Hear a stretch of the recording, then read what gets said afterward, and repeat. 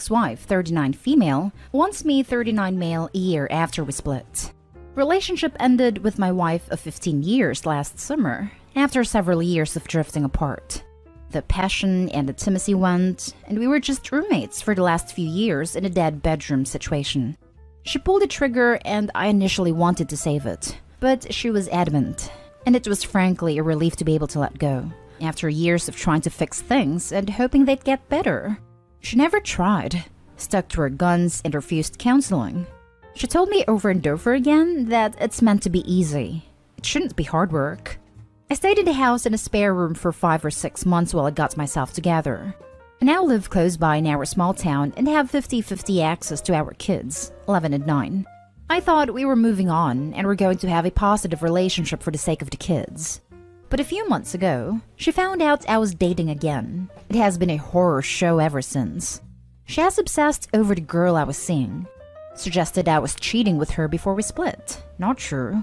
She's bent out of shape that I was ready to date again, and she's not. And is just hurting herself over and over, obsessing over it. The other night she called me in tears and confessed she loved me and that she thought we would just get back together. She said, like in the films, if it's meant to be. If she had said this a year ago, I'd be thrilled. But she has made herself and me miserable for the last year. Before I moved out, she ignored me in the same house for 6 months. Constantly accused me of hooking up with girls when I was struggling with my mental health. If I rebuff her advances, she has made it clear she will move away to be closer to her family and friends, and take the kids with her. Can't blame her. I just don't think I want to go back. The last few years I've been so unhappy trying to hold things together. And the little dating I've done since I was single has shown me there's more to life. But it also means depriving my kids of a normal upbringing. Now for the top advice. Your ex-wife is very delusional and seems to have no idea that life is no movie. When she says stuff like a marriage should be easy or that she thought you would get back together, that are, in my opinion, very red flags. I mean, what did you expect?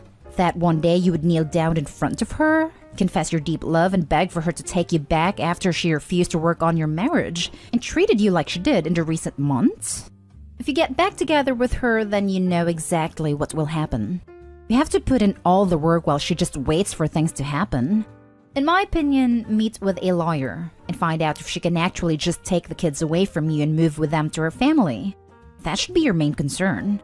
Until now, she did nothing else, but showing you that splitting up was the right choice in this one call where she told you that she wants you back. Do you think she would want you back if you wouldn't have gone out to date again? Has she worked on herself in any kind of way? Or does she just think that you get back together and everything will be sunshine and rainbows just like in the movies? Here's what happened. She split up with you because she thought that as soon as she leaves you, the guys would be running after her, like in the movies.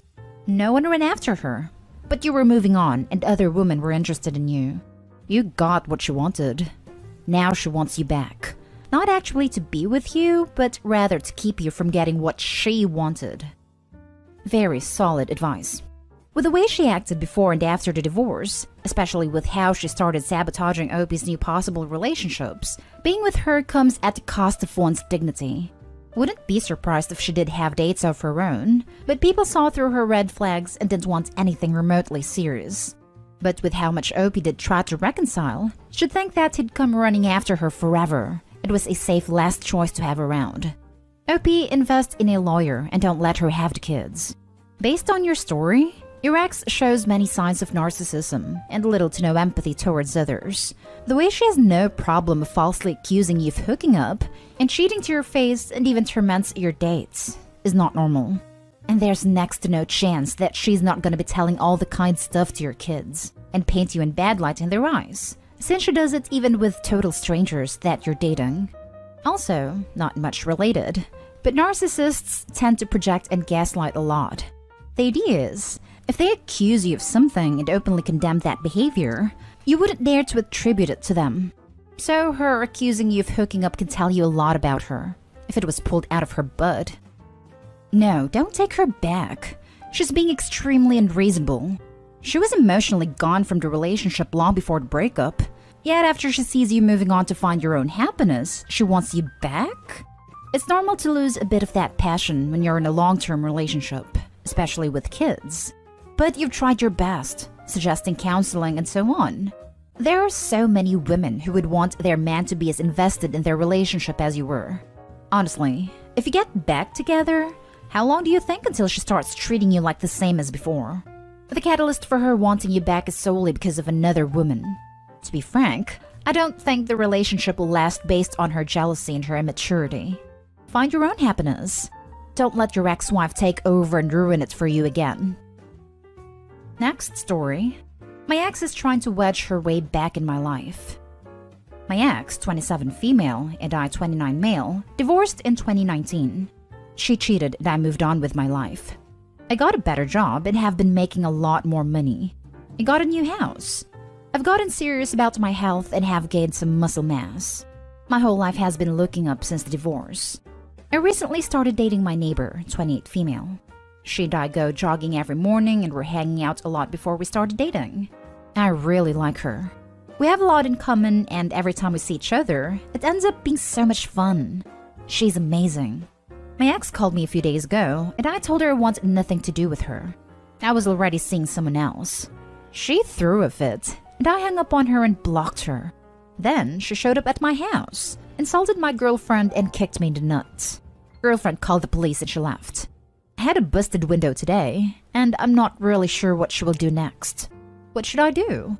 I'm staying at my girlfriend's house and have my truck in her carport so my ex will not know I'm there. But damn, it's been 2 years. Why is she doing this now? Edit/update. I installed some cameras at my driveway and several around my house and property and filed a police report of the broken window. My girlfriend is pissed that I didn't push for charges, but I have no concrete proof that she attacked me. I guess I will see if she does something else. Call the attorney who handled your divorce about getting a restraining order. Grinching to say you most certainly do have proof to sustain a battery conviction. You have you saying it to court and an eyewitness. This is the same level of proof as in like 90% of convictions.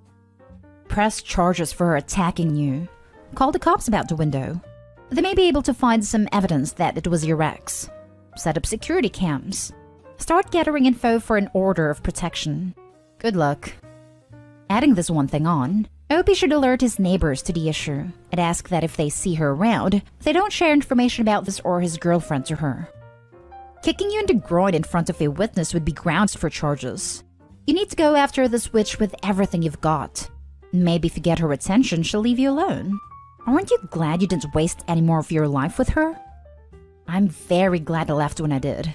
The witness is my girlfriend though. Would that even stand up in court? Plus, my girlfriend was ready to start a war over that kick. Her future kids are in there and she's pissed about it. Having to hold her back while trying to breathe through it was a freaking nightmare. Leaving my ex-wife was the best decision I have ever made. Next story is titled, My boyfriend's resentment towards my parents' financial situation is starting to ruin our relationship. Me, 20s female, boyfriend 20s male, parents 60s male and female. I've been with my boyfriend for 3 years now, and we live together. My parents are in their 60s. They were immigrants and worked very hard for a very long time. My dad worked 2 full-time jobs so my mom could go to school. She's now a doctor with her own practice. They do very well financially, not insanely rich, but they're comfortable. They were very thrifty and worked all the time for a very long time. Because they had me when they were older, I grew up very fortunate and I'm extremely grateful. I'm currently going to school full-time and working 2 part-time jobs. My boyfriend had a very different upbringing. His dad dipped out when he was 2. His mom had to raise him on her own and she's a high school teacher. They had what they needed, but he had to work from a young age to buy stuff that he wanted like a car, etc. He went to college, but has a decent job now and makes a decent living. Since day one of us being together, my boyfriend has had issues with the fact that my parents are well off. He was unemployed for a while and they helped out. He said this didn't make him uncomfortable and he was very grateful. However, he just constantly makes snarky comments about their money. Keep in mind they are very humble people and extremely generous towards us and family. They are not snobby hoarders of wealth. They openly say that they worked hard for most of their life and now that they're older and close to retirement, they want to enjoy their earnings. My dad purchased a new car a few weeks ago, as the one he had before was old and had been in and out of the shop for weeks, and he decided to just pull the plug and get a new one. It's a nice car, and he loves it. My boyfriend has been complaining ever since. He says my dad just bought that to show off. It's not even a practical car. It's a pretty standard sedan. I don't know what he means by not practical, etc. He says it's unfair that my dad can just go buy a car when he wants. I told him that when he's 60 with money saved and a good credit score, he can also go buy any car he wants. My dad wasn't able to do that at 28. He's able to do it at 60. Basically, he just hates the fact that my parents are wealthy. But he loves my parents as people, and I just am so sick and tired of this causing problems. It has caused arguments between us countless times. Today, I finally told him that the situation is it is. He has nothing but good things to gain from this, and he needs to stop being so resentful of it. I understand completely that it's awkward. I had a friend growing up that was 5 times wealthier than my parents, and it's made me uncomfortable too. But 3 years in, I just don't know how to fix this, and I can't deal with this anymore. The rest of our relationship is great, and he gets along with them. It's just the snarky attitude that comes up. Now for the top advice. It just sounds like a petty person. You can't accept someone's generosity and then talk trash about their ability to provide that generosity. Not only that, but rather self-centered. He makes comments that Opie's dad bought a car to show off. Yes, the dad dropped tens of thousands on a car he didn't need, just to annoy you. Got it. The boyfriend needs to work on his own issues. Today I finally told him that the situation it is. He has nothing but good things to gain from this, and he needs to stop being so resentful of it. I might go further and tell him that when he attributes bad motives to people you know don't take their privilege for granted and worked hard to instill those same values in you, or acts like it's their fault we live in a society where cars aren't treated as a basic necessity, although that's his biggest complaint about his upbringing, he needs to look at people who grew up without food or a roof over their head and shut his mouth about how unfair he had it. It just makes him look jealous and petty and causes you to seriously question the future of the relationship. And if it does continue to be a point of contention despite you telling him to deal with it, then seriously rethink if this is who you want to be with. Still, he should incorporate the same values as your father instead of resenting him. Cut him loose. He's not going to stop resenting those more fortunate and privileged from the sound of this. You need to sit him down for a serious talk. Is this the man you want to marry? The man who belittles and snarks and hates your parents for being better off than he was? Is this the man you want children with, who may become resentful enough to not let your parents see them or help you financially support them? I'm not suggesting an ultimatum, but you need to put your foot down and tell him, in no uncertain terms, to stop. If he won't, you need to decide if you're gonna deal with that. Now for the last story. My 36 male, wife 34 female, seems to think me and one of her best friends, 33 female, would be the perfect couple. I don't know how to convince her otherwise, and it's destroying her self-esteem. My wife is a confident, gorgeous woman. However, she is slightly autistic, which honestly no one will ever realize unless they really spend time with her. We get along great. We can talk for hours. She's funny, adorable, super honest. Too honest sometimes, and very charismatic in her own way. She's very high-functioning, and her only weaknesses is that she won't often catch most jokes, memes, and sarcasm. But she's getting better and finds many types of memes and jokes hilarious, just not all. One of her best friends, Amanda, is also very gorgeous. My wife is more of a tomboy, but loves to dress appealing, which often for her is just tight-fitting clothes with cleavage. Amanda's very feminine, and my wife will always tell me or her that she just doesn't get that look or how to pull it off. Recently, Amanda and I were working on a research paper together, and we started meeting up once a week for coffee to discuss it. My wife never comes, and despite the three of us being friends forever, we rarely hang out as a unit. It's either my wife and Amanda or me and Amanda, as of late. However, my wife tagged along on Saturday, as we were all going to a games night afterward. All seemed well, but during the game night, my wife got quiet and suddenly slammed her arms down on the table. No one knew she was upset, but she was giving me the stink eye, so I knew something was off. I made up an excuse and we both left 15 minutes later. I asked my wife what was wrong, but she refused to talk. When we got home, she blew up. She said how all night Amanda was flirting with me, how we have inside jokes she doesn't get, how I was giving Amanda more attention than her, teasing Amanda and helping her as well. While all of that was true, This was the first games night Amanda came to, and she knew no one but me and my wife. My wife wasn't exactly helping Amanda or introducing her, so I took that initiative to include her and teach her the games. No part of me was flirting or being extra nice intentionally, though I do understand how my wife saw it. The next day, she admitted that she long suspected me and Amanda would be an ideal couple. How we get things about each other, how we look good together in pictures. She also pointed out that Amanda has been single for over a year, which isn't like her, and that same year is the year me and her have been closest. She thinks Amanda's content with me and not looking. I admit I'm close to Amanda too. We chat for about 30 minutes to an hour every day.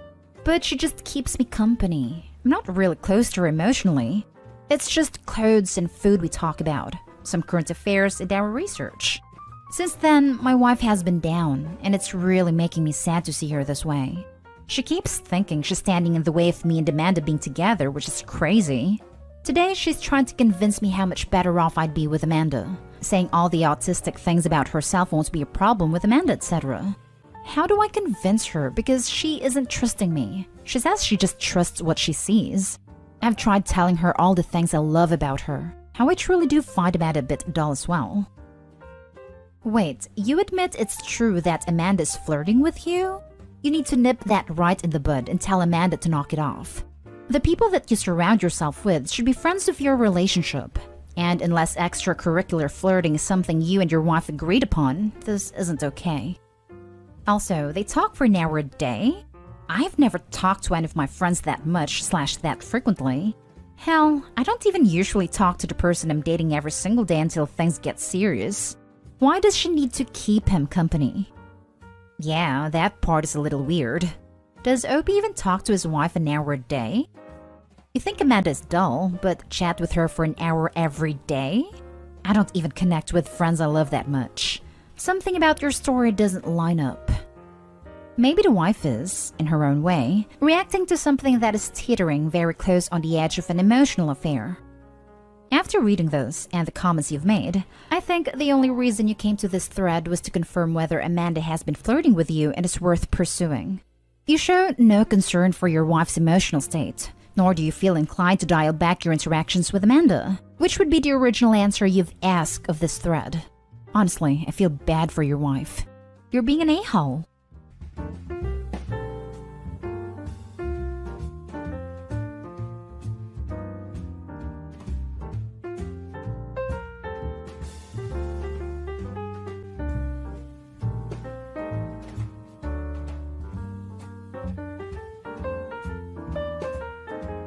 Am I the a-hole for ghosting my fiancé after she called the police on me and lied? I just need a place to vent about what happened recently and to seek advice on how to move forward. Me, 28 male, and my fiancé, 25 female, got engaged 2 weeks ago. We've been together for 5 years now. 3 weeks ago, I came home from work exhausted. When I came home, I saw her and her friend Mike sitting at the dining table. I went over to my girlfriend, kissed her on the cheek, and dapped up Mike. I didn't really think too much about him being there since I know him really well and he's known my girlfriend since they were little kids. I just asked him if he wanted a beer or something, but he refused, stating that he was here to talk to me. I was confused at first, but when I looked at their serious expressions, I knew it was something serious. I grabbed beer from the fridge and sat at a table as well. They started talking about how close me and Mike were getting over the last few years and stuff. I just sat there flabbergasted. I didn't understand what they were trying to get at. I think me and Mike were sort of social buddies. If we were both attending the same social gathering, of course I'd hang out with him. But I never really hung out with him alone or made separate plans with him. I just told him to stop rambling and to get to the point. I was exhausted and really didn't want to beat around the bush any longer. My girlfriend asked me if it was okay if Mike could stay over for a few weeks since he recently got fired and evicted from his place. I told him of course he could stay, as long as he didn't make a mess and contributed to the household like taking out the trash, etc. He got up and gave me a tight hug and thanked me. Little did I know, this man was a filthy alcoholic. The first week things weren't that bad. He just kept to himself, did the chores I asked of him, and it was fun having someone in the house to watch basketball with. After that first week, things took a massive turn. I started seeing empty beer cans everywhere, his dirty socks stuffed into our couch and stuff. I confronted him about it, but he just apologized and told me it won't happen again. I told my fiancée, but she told me to cut him some slack, since he was going through a tough time and he would get better. It only got worse. I started seeing dried up vomit in our toilet seat, and that's when I suspected he was an alcoholic. I started seeing empty bottles of rum, whiskey, and vodka everywhere. I kept mentioning it to him, but he always gave the same response as before. My fiancé couldn't care less either, and that ticked me off even more. 5 days ago, I came home from work and my apartment reeked of alcohol. I just lost it. I stormed up to the guest room and found him drinking beer on the bed. I just went off on him. My girlfriend came over and tried to calm it down, but I didn't budge. I told him he has 2 days to clean my apartment and to get out. Otherwise, I was going to call the cops on him. I guess he didn't like what I said one bit. He just got off the bed and charged at me. All I remember is him ramming me into the wall behind me and me hitting my head against a sharp object. The next thing I know, I see an officer pointing a flashlight at my face. I asked him where Mike was, and he told me he was in a safe place where I couldn't hurt him. He and another cop grabbed me off the floor and dragged me outside. I saw my girlfriend and Mike talking to a cop. At this point, I'm fading in and out of consciousness. When she looked at me being escorted down the stairs like some rag doll, I wanted to tell her something, but my head just hurt too bad to form any sentence. I got put in the cop car and was driven to the station and put in holding cell. I kept asking them why. All they responded with is the "I have the right to remain silent" BS. I remember just sitting in the jail cell with my head feeling like it was going to explode any second while trying to make sense of what just happened. I remember dozing off and at some point and being woken up by a cop. He told me I was lucky they didn't press charges on me and I was free to leave. My headache felt much better at this point, so I could actually form sentences. I asked him to explain to me what happened. They told me they received a phone call from my fiancée claiming I was drinking again and got really violent. And her friend had just subdued me to stop me from hurting her.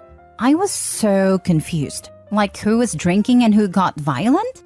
He just told me the same story again. I was beyond mad at this point. As soon as I got my phone back, I texted my dad to come pick me up and to drive me to my apartment. He tried to pose questions as to why I spent the night in jail, and I just told him to drive me home. I'll explain later.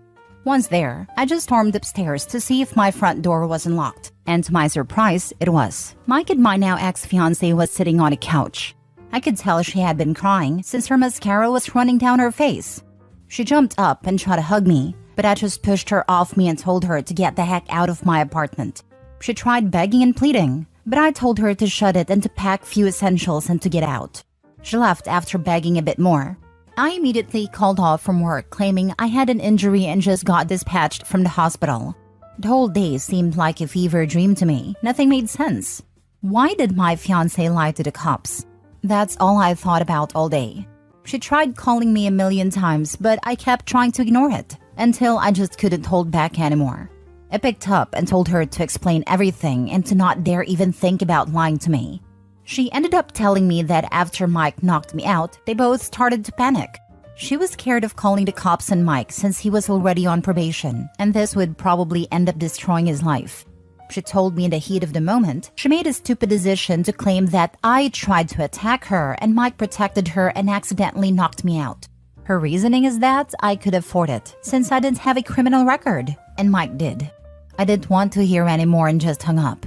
She texted me all kinds of apologies and tried to call many more times, but I was done.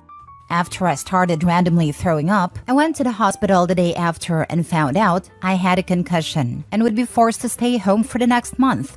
I'm beyond hurt by this. Why would she choose her friend over me? Why did she try and ruin my life to try and save her friend? She tried coming over several times a day, but I never even dared to answer her. I've blocked her and everything. But today I got a text from her mom claiming she tried overdosing on painkillers yesterday and was in the hospital. All she wanted was to see me again. This has made me sort of regret ignoring her. I haven't responded to her mom or anyone for a fact. The only person besides those involved who knew are my dad and my mom is taking care of me at the moment. I'm really conflicted. On the one hand, I feel like ending her for what she did. But on the other hand, I still love her and feel like she made a genuine mistake. I don't want to feel any more pain. My life is a freaking mess, and by erasing the last 5 years of it, probably would just make me end it all. I don't want to see the love of my life being buried over me ignoring her. I don't want to force my poor mother to be my free caretaker for a month. I feel like it's my fiancé's responsibility now. I'm so done with everything. I'm literally glued to bed all day, and my laptop and phone are the only things keeping me sane. I start randomly getting panic attacks and start shivering uncontrollably. Please, what should I do? Am I the a-hole for ignoring her and making her idle? Should I allow her to come see me? Now for the top comments. Hands up who thinks she's banging Mike. She's definitely banging the heck out of Mikey. An unemployed, drunken, evicted mofo on probation. What a prize. Shaking my damn head. She definitely chosen wisely. Not the a-hole. Seen it a million times. These kinds of women crave validation and attention, and you can't possibly compete with someone who doesn't have to do literally anything all day. They can just sit there and give them attention and reaffirm all of the things they say until boom, second boyfriend. When Mike injured your head, they should have called an ambulance. By delaying your medical care and then delaying it further by lying to the cops and sending you to jail, they could have ended your life. And your month-long bed rest could be a result of you not getting immediate medical care. Head injuries are no joke. I would be getting her to admit everything via text and then pressing charges. Also, if you were arrested, there's now an arrest record for you. Not the a-hole. She's messed in the head and also probably banging Mike. You got lucky and dodged a bullet. She picked Mike over you. If you believe that she is truly suicidal, then you should call the authorities to where she is. Be careful. You now have a paper trail that you beat her. So if you let her come over, she can play the same card and you will go to jail. Doubtful she's really suicidal. Most likely she took some pills, but much less than a fatal dose in order to use her suicide to manipulate OP. It's a cry for attention. If she tries to blackmail OP with self-harm, he needs to call Adult Protective Services. No. OP can just continue with no contact and there will be no way to hear if she's thinking of suicide or not. Plus, block her family too. If she is living with them or in touch with them, they are the ones to call police for wellness check. If she is/pretends to be suicidal, he should just stay away from her. Next story. Am I the a-hole for being happy I won't be a father? I, 24 male, casually dated a girl, 23 female for like 5 months, and even though she was on birth control, she ended up pregnant. Now, I have no desire to be a father, so I asked her to terminate the pregnancy and told her if she did not, I would not be around during the pregnancy and would want to do a DNA test after the birth before I would contribute anything at all. Well, she decided to keep the baby for some reason, even though neither of us were in the financial position to take care of it anyway. I was very annoyed with this and broke off contact. At 4th month, she had a miscarriage. I was informed about it by her friend and was told she was heartbroken.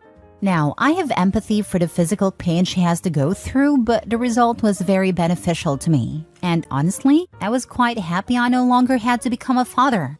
Me and my buddies went out drinking to celebrate, did some toast to the fact I would not have to be a father, and basically word got around that we had done that, which eventually reached my ex and her friends. Now she and her friends have been harassing me and my friends for being happy about her miscarriage. However, as I see it, we did not specifically celebrate her miscarriage, but the fact that I was not gonna be forced to be a father. And I feel like it's something that has nothing to do with her really. So Reddit, am I the a-hole? You get 2 judgments from me. Not the a-hole for being happy about the fact that you're not going to be a father. You weren't ready for the responsibility, didn't want the responsibility, and weren't in the financial position to become a father. But you're the a-hole for how you went about showing that happiness. Now, if you were to have celebrated at home and took a shot with your friend, here's to not being a dad, that would have been okay. But the fact is that you went out in public and toasted to the fact that this girl is dealing with a miscarriage. And that, my friend, is just in really poor taste. This is the fair assessment here. You're not the a-hole for being excited you aren't a father. You're the a-hole for celebrating how you did. Next time, don't celebrate the messed up thing that caused it to happen. Just celebrate that you aren't a father. Hopefully there isn't a next time, and if you get somebody pregnant again, you'll be ready for it next time. Also, just for the record, there are a ton of contraceptives outside of birth control. It's not just on the woman to use contraceptives if you don't want kids. Lol. You have to take an equal part in that. I always tell my brothers the same thing. They throw out the, but it doesn't feel the same if you use a rubber. But here's the thing, like I said, there are options for both women and men. And at the end of the day, do you want it to feel right and risk popping out a kid you aren't ready for? Or are you going to suck it up and further prevent a kid from coming into the world? Food for thought. Anyway, have a good day, OP. And please, if you get the chance to legitimately apologize, you should. If you don't want to be a father, then get a vasectomy or wear rubbers. You need to become responsible for your own birth control, sir. He is 100% responsible for where his seeds ends up. When he chooses the climax inside of a woman, he has chosen pregnancy. Even if she is on hormonal BC, has an IUD or anything else, he is choosing to risk pregnancy and deserves 100% of the consequences. If he does not want to risk pregnancy, he should get a vasectomy and/or use rubbers. Yeah, it's completely irrelevant if their partner has an IUD or busy pills or whatever. If men don't want to risk pregnancy, they should always be wearing protection, 100% of the time. Last story. Am I the a-hole for using hall passes my wife gave me? Okay, I am in a tough situation right now. My wife had a 6-month affair in the 7th year of our marriage and got caught. It was a shocking and devastating thing, obviously. She offered me 1 hall pass for each month of her affair. It took years of marriage counseling to get back where we were previously. I used the hall passes my wife gave me at the beginning of the reconciliation. I slept 3 times each with 2 different women without my wife knowing. When she gave me the passes, she put several rules. 1. She should not know the use of hall pass unless she asks. 2. I should answer her questions honestly and in detail if she asks. 3. Protection is a must. 4. No emotional connection. I obeyed all these rules, and I'm going to be very honest here. It helped me subside the resentment I had towards her. That is just how getting even feels, I guess. Not that it's a great thing, but it's a fact. It has been 5 years since everything, and we were doing great. Last week, she decided to ask me about the hall passes out of nowhere. I was honest with her as she asked. I answered every question she asked. Maybe I shouldn't have been honest thinking now. She does not even look me in the eyes now and in a depressive state. I know this calls for another marriage counseling for us and maybe individual counseling too. I did not even remember the hall passes and women before she asked, but I feel like crap now. Was I the a-hole? Now for the comments. She cheated so you felt like crap. She felt crap and said something that would resolve her guilt and would make you feel like you got one back on her. You have gone and had a good bang. And she now feels horrible, like how you felt. So 2 people feel crap now. Surprise, surprise. Why am I laughing? She got what she gave you. I mean, she didn't even. He slept with 2 people with her permission and all within the rules she set out. She cheated on him for 6 entire months. Yeah, I was going to say, she cheated fully, emotionally and physically, and much more than 6 times. Letting him sleep with different people 6 times isn't even close to getting even. If he wanted that, he should have had a full-blown 6-month affair. What would that have even accomplished? If he wanted to get even, he should have divorced her. Marriage isn't something you keep score in for the behavior. Not the a-hole. This is why you don't ask questions you don't want answers to. Up until now, the hall passes were hypothetical. If things improved to the point of being great between the 2 of you, she might have had hoped that you never used them. But she asked, and you were honest. She can no longer pretend you haven't been with someone else. These are the consequences of her actions. She needs to come to terms with the fact that she started this. She cheated. She offered you hall passes. She could have walked away years ago after cheating. She chose to stay. I guarantee you, she wasn't thinking it would hurt this much when she made the offer. She was probably desperate and willing to do anything to get you to stay. I know you were not asking for advice, but I highly suggest you book the couples therapy ASAP. This isn't a typical case of cheating. You are both adults that came to an agreement. How you navigate your relationship going forward is up to the both of you. She didn't think he would use them. They were the empty words of a cheater. Yep, manipulative cheater doing what they do best, then getting upset over it. He still has no idea how much he cheated. Catching your partner once doesn't mean they cheated once. Doesn't mean they stopped cheating either. I love the no emotional connection rule when she had a 7-month affair. She's just an all-around terrible person.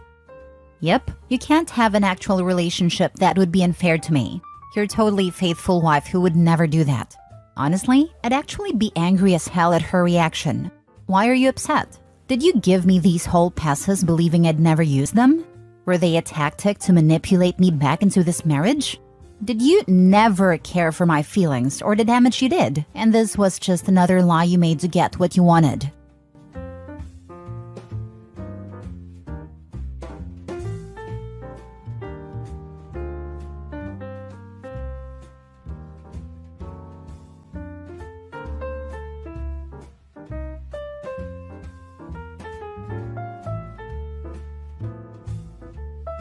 Am I the a-hole for ending my relationship after my girlfriend said no to marriage?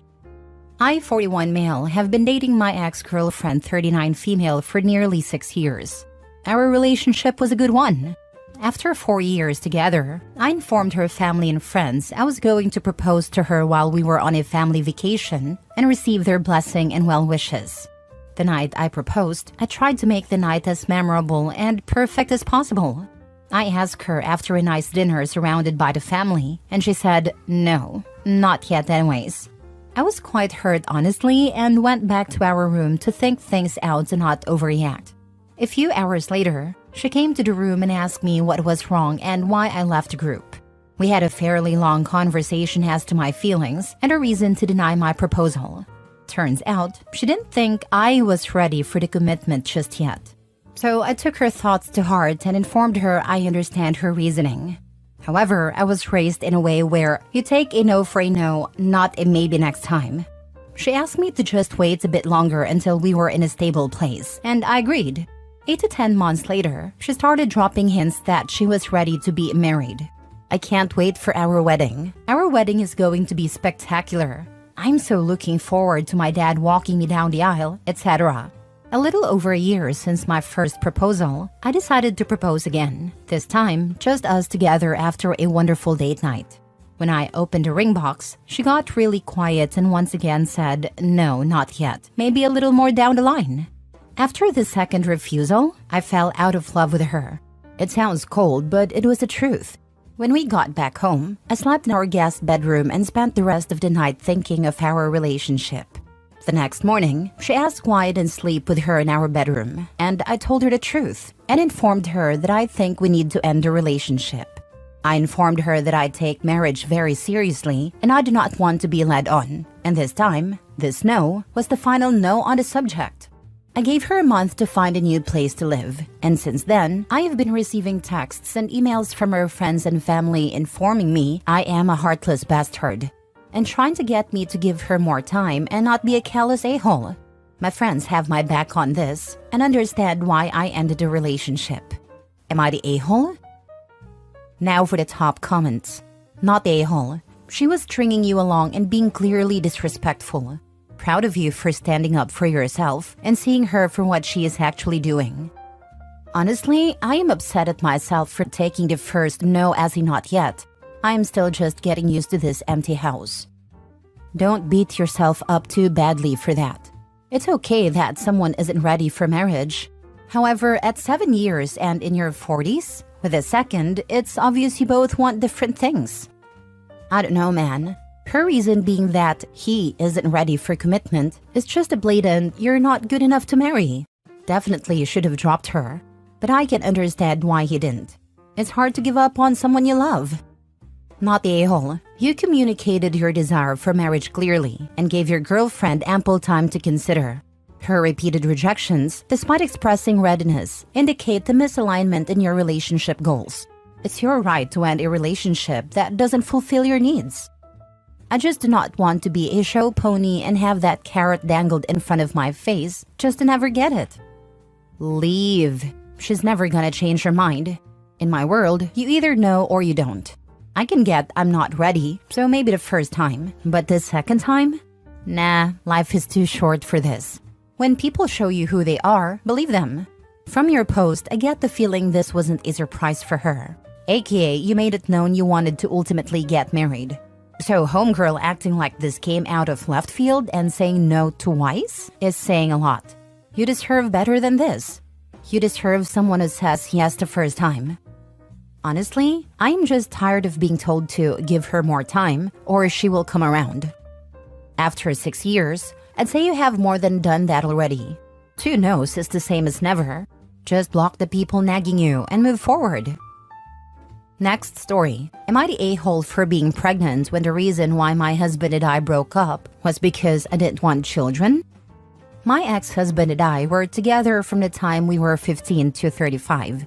The last couple of years were not happy, and the reason was because he had a change of heart about kids. When we met, we were kids and never talked about children. But then we were mid-20s and both realized we actually didn't want children. Our marriage was beautiful, and when it got bad at the end, we chose to end it before we started hating each other and ruining all of the good memories. Only when he moved out did I realize that we actually hadn't been in love for a while, and this in itself was heartbreaking. I never knew how heartbreaking it is to fall out of love with someone who was a big part of your life. Within a year, he had met a woman and she was pregnant. He is married now with 2 children. He seems happy, and I have spent some time every now and then looking up his life online. And while neither he nor his partner are avid social media users, he seems very happy. When I saw him holding his children or playing with them, I felt immense loneliness, even if I still have my family and friends. Not only him, my siblings around me, my best friends, everyone was having children, and it made me feel more and more lonely. All the people I know have priorities now that aren't us siblings or friends anymore. I felt terrible loneliness all the time. I met my fiancé 3 years ago. I love him very deeply and I am very happy with him. I told him that I wanted a baby and he was very happy about it. Now I am 7 months pregnant, 33 weeks. My ex-husband has heard about it and he is very upset about it. He wants to meet me to talk, and his sister told me that. He is angry that I lied to him, but I swear I didn't lie. I just changed. Our last period together changed me, and so are the years after the divorce. Seeing everyone happy around me, and I am totally lonely. Even my divorced friends had their children to love and care about and seemed content. I never meant to hurt him. I don't even understand why he is hurt either, because he seems to be very happy and his sister told me that he is. Maybe not the a-hole, but I'm not sure being lonely is a good reason for having a child. It is a horrible reason to have a child. Sigh. Please seek individual counseling. Having kids because everyone else around has them is a big mistake. People like you like the idea of kids but don't want to parent. You're not being fair to yourself or this unborn child. You have bigger problems than worrying about what your ex thinks of you. It's a very common phenomenon, and not only in a negative way, which is a reasonable conclusion from this post in my opinion. People see children as something they may want in the future, but as scary and a commitment that they don't know enough about. When friends or family have children and you spend time with them and learn and realize that it is something that you could do, as well as previously having already considered.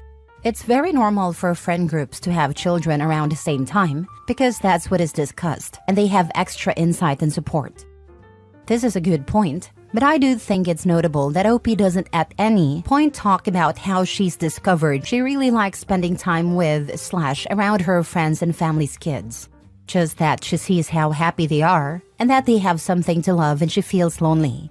She also doesn't talk about parenthood, just the having a child, which is thin ice to be relying on when it's 3 a.m. for what seems to be every day since you can remember. And you're being wailed at with feces running down your arms for when they say they hate you, and melt down in public for stopping them running into oncoming traffic. Or when they're teens and absolutely do not want to spend any time with you. Actually, wanting kids is what gets you through all the really hard part and out the other side with both of you relatively unscathed. You're the a-hole for following each other. Say goodbye, let go, move on. Neither of them seem to have actually moved on, they just moved out. They were together for 20 years. A couple years is a very short time, considering they spend most of their lives together. It's not gonna be as easy as just move on. When you tangle other innocent people up in your life, you better have moved the heck on. He's got a whole family now. It's literally not his business anymore as to why she changed her mind, especially considering he changed his mind too. Next story. Am I the a-hole for telling my wife I'm not as excited about the pregnancy since she stopped taking birth control without telling me? So here's the deal. My wife, 31 female, and I, 30 male, have been married for 3 years, and the plan was to wait a bit longer before having kids. We were enjoying our time together, focused on work, and doing the whole travel while we can thing. Kids were on the horizon, just not yet. Well, a couple of months ago, she told me she was pregnant. I was surprised, happy for her, but definitely surprised. When I asked her how it happened, she confessed that she'd gone off birth control without mentioning it because she felt ready and thought I'd be fine with it once the baby was on the way. To say I was caught off guard is an understatement. I get that people change their minds, but it kind of feels like the decision was made for me. I told her I'm not as excited as she is because we didn't decide this together. I also said it felt more like her decision than ours, and now she's upset, saying I'm acting distant and cold about the whole thing. I love her, and I'm sure I love the kid, but I feel like I didn't get a say in something pretty major, you know? My friends are split. Some say I should just get over it and be happy. Others think she should have talked to me first. So am I the a-hole for feeling this way?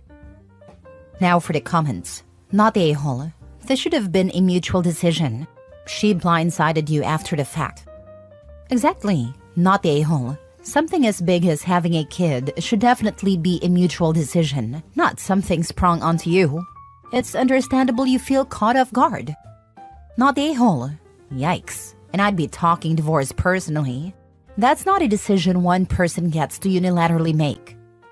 Right? I feel like something as huge as having a kid should be a mutual decision. It's not like choosing what to eat for dinner. I'm still trying to wrap my head around the fact that she thought it was okay to just make that call for both of us. The trust feels pretty wrecked right now. Not sure how to even move forward from this. Not the a-hole. I'd sit down with her and ask, how would you feel if I told you I'd quit my job so I can go back to school? Be clear you are upset she didn't include you in a major decision. Be very clear that what she did has hurt you because she placed her once before your marriage. Be clear that her decision impacts your marriage more than if you decided to have a vasectomy and didn't tell her.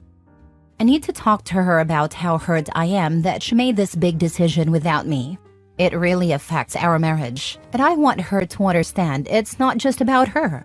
I'll bring up how she'd feel if I made a similar choice on my own. What if I decided I wanted another kid when you were done? So I started microwaving your pills so they wouldn't work.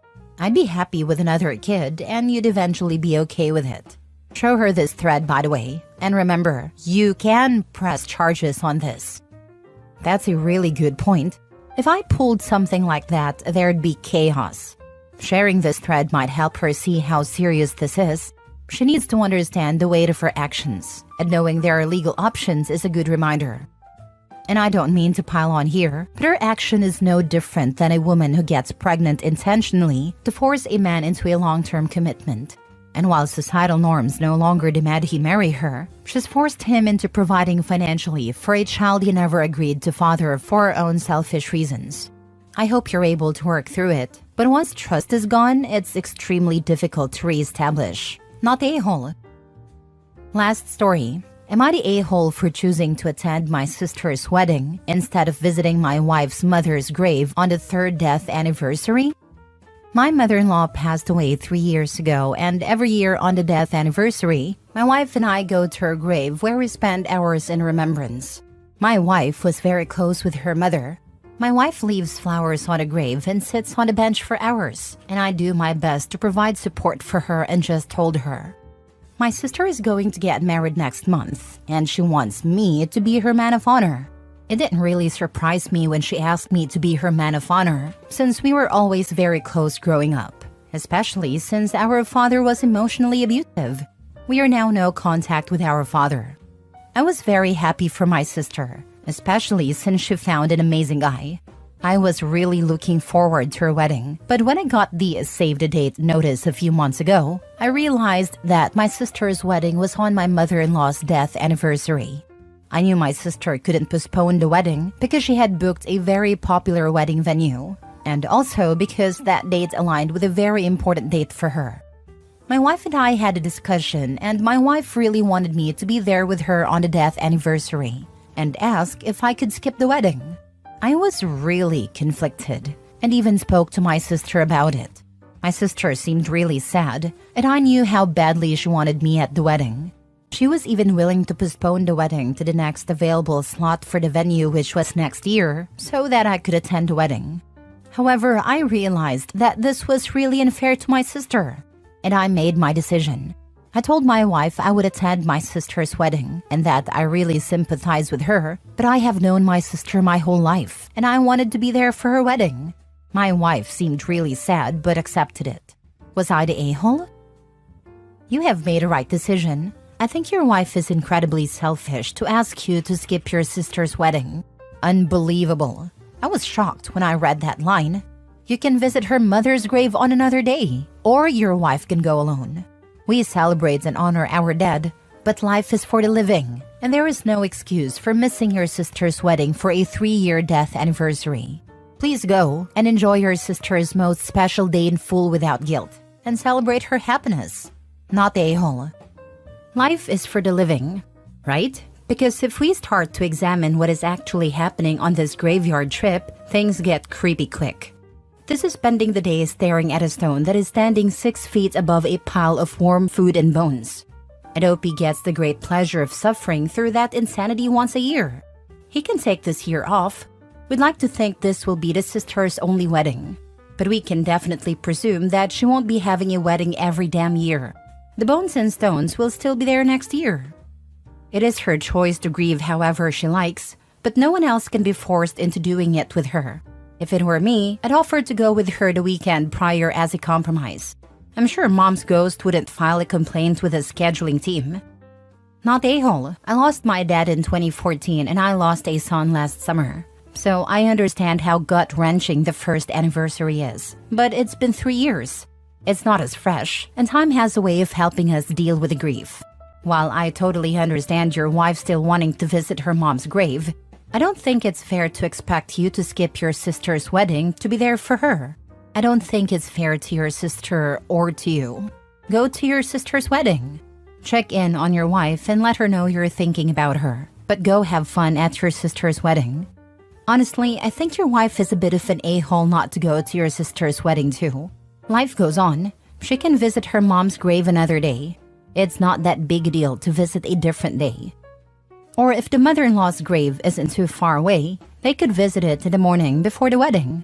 My mom passed 4 years ago, so I get the grief that his wife is experiencing. But at the same time, I don't think my mom would be happy if I made my spouse miss his family celebration just to mourn her. She'd want us to celebrate something happy on a day associated with sadness. My mom died last September 3rd, Dad 10 days later. This year, nestled in the middle was my husband and I's 25th wedding anniversary. My mother and dad come from pragmatic stock, so I booked a table at a fancy restaurant. We got new duds, enjoyed ourselves. They would have hated to have our dinner reservations ruined.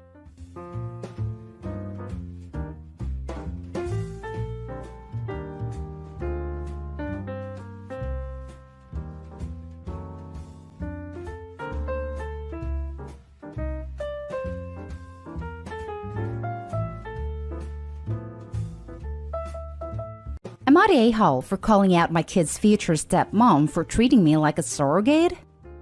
I, 29 female, dated a guy, Joe, 30 male, for 3 months before he left me to go back to his ex, Kim, 30 female. Right after we broke up, I found out I was pregnant, and now I'm at 24 weeks. I let him know, and he was ecstatic. Turns out, his girlfriend had fertility issues and would likely never be able to get pregnant naturally, and he's always wanted to be a father. Getting back together was out of the question for both of us, so he's still with his girlfriend. Joe was only allowed at the initial appointment because of COVID-19, and we found out I was having twins. A according to Joe, when he told Kim she had a mental breakdown about her infertility and wanted to talk to me. I met them at their house, and Kim stated that she wanted to be involved in my pregnancy because she would eventually be the children's stepmother. She started telling me that I needed to do a home birth, that I needed to formula feed so that they could have the babies half of the week, that she wanted one boy and one girl, and that she wanted the kid to call her mama since they would be calling me mommy.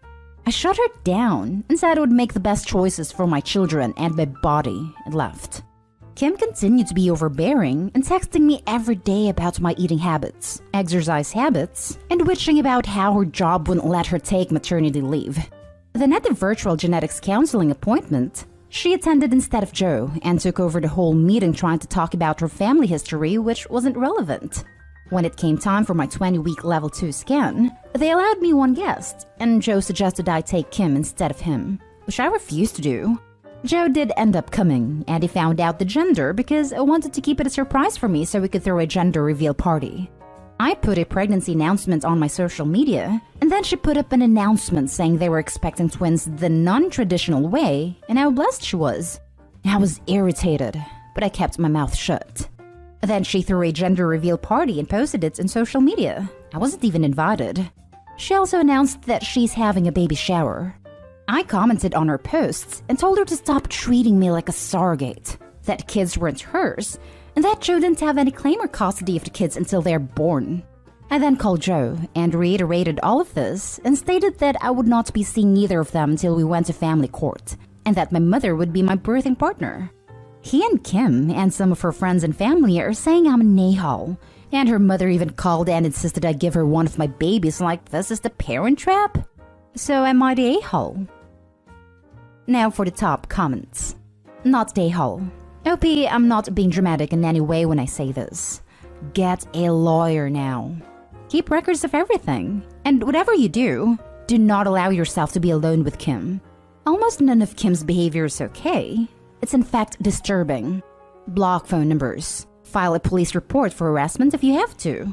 Keep yourself and your children safe. Edit. I was so disturbed by this post, I had to come back and add that assuming OP is from the US, she can go through her state bar association's lawyer's diary and find a lawyer that specializes in family law. Get a consultation and take no prisoners. Someone else here commented that you're being treated like an incubator, and that couldn't be any closer to the truth. Stay away from baby daddy as well. This is all very, very shady. And Kim's mother suggesting they split the twins between parents? WTHF. OP was right when she said she wasn't being treated as a mother, but a surrogate. I would go so far as to say the twins are seen as objects as well. OP needs to lawyer up and play hardball about custody. Kim's not going to get better here. She has people enabling her behavior. Not even a surrogate. Surrogates get paid, I believe. She's being treated as an incubator. Yay. Not day-hole. What in the hell did I just read? Lawyer. Court. Document everything and distance the hell away from them. That woman is insane. You need to talk to a family lawyer about how to protect yourself against Joe and Kim trying to gain custody out from under you ASAP. And Kim needs to see a therapist because she really is treating you like a surrogate and it's incredibly creepy. Joe not telling her to stay in her lane is also a serious problem. Not day-hole. Edit. I'm definitely getting a lawyer ASAP. Y'all have scared the crap out of me, but I'm happy you did. Now for the next story. Am I the a-hole? Family cut me off financially, wants me home this weekend, so I said they'll have to pay me. I'm a student. My parents set aside some money yonks ago, so when I went off to university, I could afford to go just about anywhere. This wasn't a tuition thing as we're in the UK, so I was always going through Student Finance England, SFE, for that. But some areas of the country are way more expensive than others due to the cost of living, as it gets higher around the best unis. I got into a uni with a very high cost of living. My parents were giving me the money meant for me in installments, just like SFE does. I got a part-time job to top it up. Then I got pregnant. I figured I could keep the baby, provided I didn't suddenly lose any income. My parents then decided to stop giving me the money they set aside for me, saying it was for my education only. I then went over my options again and realized I would have to go full-time to just make ends meet, which I did, but I had to make a lot of compromises to make it work. It's been like this for about a year.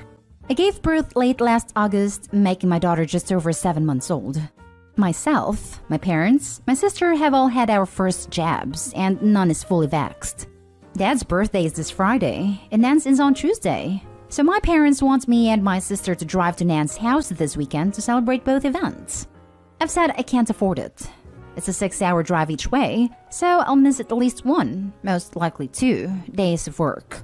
My parents asked me to rearrange what I could, pointing out that I should get money from SFE next month. It actually came a week ago, so I can afford to miss work for a couple days. They said as they haven't met the baby yet, and we've not seen each other in a year, they want to see us now.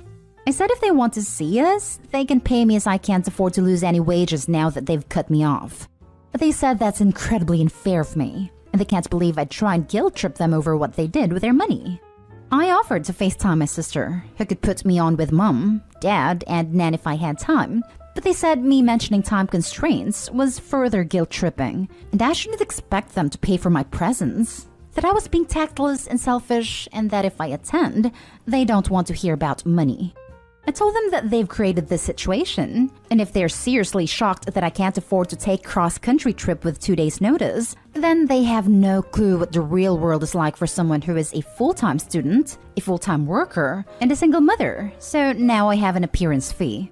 My sister's boyfriend also got his SFE loan early like it did, so she said that I already have the money from SFE, and that me wanting an appearance fee is greedy and entitled, bordering extortion, and that I'm trying to make our parents feel guilty about money I have no right to. Am I the a-hole? Info. For people suggesting they visit me, I have a 1-bedroom in a not super touristy town. Nan's house is a 5-bed / 2.5 bath, less than 2 minutes walking from the beach, down south. The idea behind suggesting Nan's house was that we could all head down on Friday or Saturday, stay over, then head back Sunday. Not day hole. If they want to see you without paying for your travel time, they can travel to you. What they're asking of you is not financially neutral. Making this trip would cause you to lose money you can't afford to lose. You aren't lying by saying you literally can't afford to go unless they help you out. Yeah, people are pissed off by the phrase appearance fee, but that's extraneous information. She can't afford to travel because they backed out on funding her education. They can easily afford to help her travel. She's not the a-hole for pointing that out. Exactly. I'm a full-time student and work part-time, and I'm dying. Can you imagine working full-time, plus studying full-time, plus being a full-time parent, plus other adult responsibilities that take time and money? Jesus Christ. Not the a-hole. She's the only true adult in this. Not the a-hole. I realize it's your parents' money to use at their own discretion, but they had to realize cutting you off at your most vulnerable, and at a time of life when you need support most, was going to drive a wedge between you. They don't now get to demand your presence on little notice. I do think it was a little tactless to call it an appearance fee, but whatever you're feeling, if it's bitterness or anger, you came by it honestly. They also don't get to play the "we've never met the baby" card when their actions contributed to your inability to come home as you now work full-time. And frankly, if they really want to foster a relationship with you and your child, they're going to have to understand that you're under a lot of financial constraints. They had a choice to make it not quite as drastic, or they could even have said, "We'll pay for the gas, / we'll give you X amount of money to make up for the travel time." My parents did this a couple times when they wanted me to come to family functions that I just didn't have the money for. They could have given you more time, or if this were really about seeing you and your child, they could have made time or made plans to come to you. Especially since the money was set aside for education and OP is still a student. Full-time, I think? It seems to me the condition of getting the money from parents was to pay for costs of living while getting an education, and OP is still fulfilling that, despite also having a baby. Now the parents aren't holding up their end of the deal. Or they changed their terms too, and you can't have a kid. If their goal was to punish OP for being irresponsible and getting pregnant, congratulations! You now have a responsible child that recognizes that they can't drop work on a whim because they need to provide for their own baby. Now for the next story. Am I the a-hole for ignoring my mom for 2 weeks now? I'm 19, female and only child, and I grew up with very affectionate parents. They love to kiss me, and I still sometimes sleep on their bed with them. Overall, you could say my relationship with my parents is relatively good.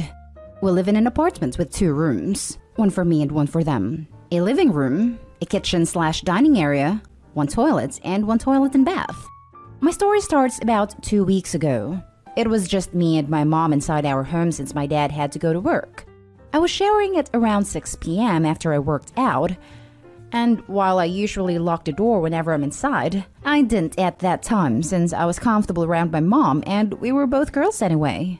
Suddenly, the bathroom door opened. I thought it was my mom, but I found it strange that the door closed immediately as it was opened. I had just applied facial wash when it happened, so I couldn't really see what's going on. When I went finished my bath, my mom suddenly started screaming at me and calling me names. SLUT, you little flirt, etc, etc. I didn't understand her sudden outburst until I saw my dad walking out of their room, and it was then that I realized it must have been my dad who opened the door while I was showering. Although my dad assured my mom and me that he didn't know I was in there and didn't see anything and it was purely accidental, my mom still berated me for not being careful and that it was my fault. Her words really hurt me, which resorted to me ignoring her for more than 2 weeks now. She would try to get my attention and start to touch/hug me again, but I ignore all of them. Am I the a-hole for doing such a thing? Now for the top comments. Not the a-hole, and frankly, your mom might have insecurity issues if she's worried about your dad doing anything to you with no prior issues happening. All you did was not lock the door, and all he did was walk in and out from what I'm reading. Honestly, if I was the dad, I would be reconsidering my relationship with my wife if she thinks I would want to be inappropriate with my own daughter. WTF? If I was the dad, I'd be extra horrified that not only does she think I'd want to be inappropriate with my daughter, but that it would be the daughter's fault and would warrant calling her an S. Not the a-hole. Sorry, your mom is messed up. She is literally sexualizing the fact that your dad maybe saw a glimpse of you naked. Even if he had seen you fully naked, calling you an S is so freaking wrong. That implies that you are trying to seduce your dad. So for her to be upset about this, she would have to believe that you would get some kind of gratification from your dad seeing you naked, and possibly that your dad would get something out of it too. Not the a-hole, and your relationship with your parents is anything but normal. Stop sleeping with them. Last story is titled, Would I be the a-hole if I kicked out my existing affair baby when she turns 18, even though she is a great child? Hello. This is sort of a different scenario than some of the affair baby posts on here. I knew this girl was not mine from the beginning, and her mother told me while she was still pregnant. She cheated on me because at the time I lost my job and I might have been permanently disabled, so we divorced while she was still pregnant. I somehow was able to defy the odds and recovered almost entirely, found a new job, and became quite successful. I originally did not get custody of my 3 biological daughters, confirmed with DNA testing, because my injury left me unable to take care of them. However, eventually I was able to show I would be the more fit parent, and the custody situation reversed. I got my 3 daughters and they occasionally spent weekends with their stepdad and mom. This is where the problems began. Stepdad was racist and my daughters are mixed. I'm black. After obtaining proof of this, their mom lost custody entirely and even lost custody of their bio child for other reasons. Now, I love my daughters and they were always sad when their little sister was left crying when they got to go to fun places with me and she did not. My daughters eventually encouraged me to take her along too. Long story short, this girl started getting really attached to me because I was the most stable parent she had in her life, I guess. She tried to call me dad after her dad left her mom and went no contact. While I was able to shut that down, she has referred to me as uncle. Eventually, this girl moved into my house after repeatedly running away to come stay with us. That's a whole other story. But basically, my daughters pressured me all along because they didn't want their sister abandoned without them. Now she's 18 and about to graduate high school. She is, in all honesty, a great kid who never makes trouble for me. However, the sight of her still makes me incredibly sad. I feel like I have put on a face while around her, And I regret keeping the charade up this long because she even gets me Father's Day cards and stuff. I'm not racist, but the fact that I'm black and she is white makes it so obvious she's not mine that it hurts. Ultimately, I probably wouldn't kick her out, but she has expressed that she wants to live here for a few more years while going to a local college. She had a whole detailed plan that she showed me on her birthday, and it would ruin it if I kicked her out. Would I be the a-hole if I asked her to just leave after high school and once she had a job? You typed all that out and you don't even think you're the a-hole here? What the hell? What's happened to all those not your blood, not your problem people?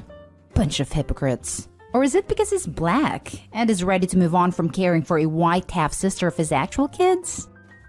I'm pretty sure it's because baby mom and stepfather are neglectful and or abusive, not because he's black. If everything was okay at home, half-sister wouldn't have run away that many times.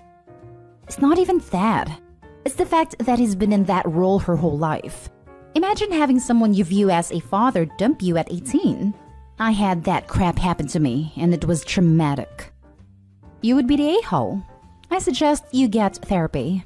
If she's still a painful reminder after 18 years, you are chasing some very old demons. This is a hard one, because it's obviously painful for you. But yeah, you would be the a-hole. You've said this girl is a great kid. Her sisters love her, etc., etc. It sounds like she sees you as a father figure, so you've clearly done good things for her so far. It would cause her trauma, and probably even more daddy issues than she already may have regarding her bio if you kick her out. I don't know, maybe discuss with your bio daughters if they're old enough? I feel like there may be some resentment from them towards you if you do this. At the end of the day, she had nothing to do with her mother's affair. So if she's a good kid, please don't punish her for something she had no control over, and continue to be the father figure she has grown to love.